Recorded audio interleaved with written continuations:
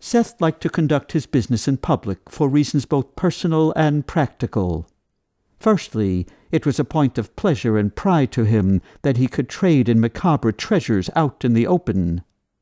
The lemmings and wage slaves never had any idea what was happening in their midst.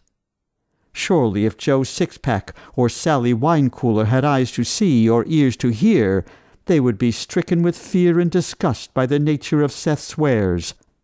But they were all so busy staring into the screens of their phones or nursing ulcers with stressful thoughts of unpaid bills that not one of them ever took notice. Those who did take the time to glance at him only perceived an overweight, balding man dressed in the expensive uniform of an executive. Only the bright pink tie he wore, a sign for his buyer, might attract any attention. The second and more practical reason that Seth only met clients in places like food courts and hotel bars was one of safety. 3 dangerous factors intersected in his line of work: large sums of money, illegal merchandise, and mentally ill clientele. If not for the protection of crowds, many of his clients would sooner rob and murder him than pay. Seth, known to his clients as the Antique Man, only made sales 1 day every few months. On those days he would see several clients. He would meet each at different locations within the space of 6 blocks and 6 hours. He felt it was safer this way. It minimized his chances of any legal entanglements. If the police nabbed him over some fool oversight, he often feared a broken tail light would be his undoing. It wouldn't matter how much merchandise he was carrying, only the nature of it. One look in his attaché case, and he'd go away forever. So it only made sense to make the most of these bi-monthly sales excursions.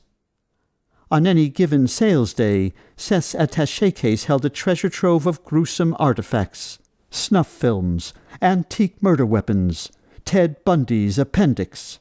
Today, he carried only 2 items with him, to be sold as a pair. If the deal went smoothly, they would fetch him an even $4 million. If the twin artifacts were all that the legend said, then his buyer was getting a bargain. Seth didn't believe in fairy tales, however, and figured he'd be just as happy with $4 million as he would with $20 million. The buyer was something of a paranoid, from what Seth understood, and had wanted to meet at a private residence.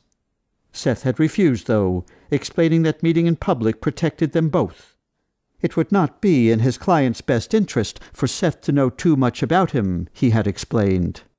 Suppose his business was compromised. Of course, his real concern had been his own safety. Seth had arrived at the rendezvous, the food court at Boston South Station, over an hour early. The buy was to take place at 11 in the morning. This was a perfect time, when the station would not be overflowing with the rush hour or lunchtime crowds, but enough people would be around to deter any unethical business practices on the part of his client. It was now 10:15, and Seth had gluttonously sucked down an entire iced coffee in the first 2 minutes he'd been waiting. Despite it being the middle of January, Seth never strayed from iced coffee to hot, as he had an aversion to hot drinks. Now he was feeling the need to relieve his bladder. Seth reached into the pocket of his blazer and pulled out a pair of handcuffs. He clamped one cuff onto his own wrist and the other onto the handle of his attaché case. Generally speaking, he found anonymity a better precaution than the handcuffs, but in certain situations he felt they were needed. He'd known one man, who ran a business much like his own, who'd had a backpack full of kiddie porn snatched from him in a public bathroom while he was taking a piss. Evidently, the thief had some sense of moral responsibility and went to the police with it. That unfortunate entrepreneur was now in prison, and all because he set his bag down while he was pissing. Seth wouldn't make such a mistake.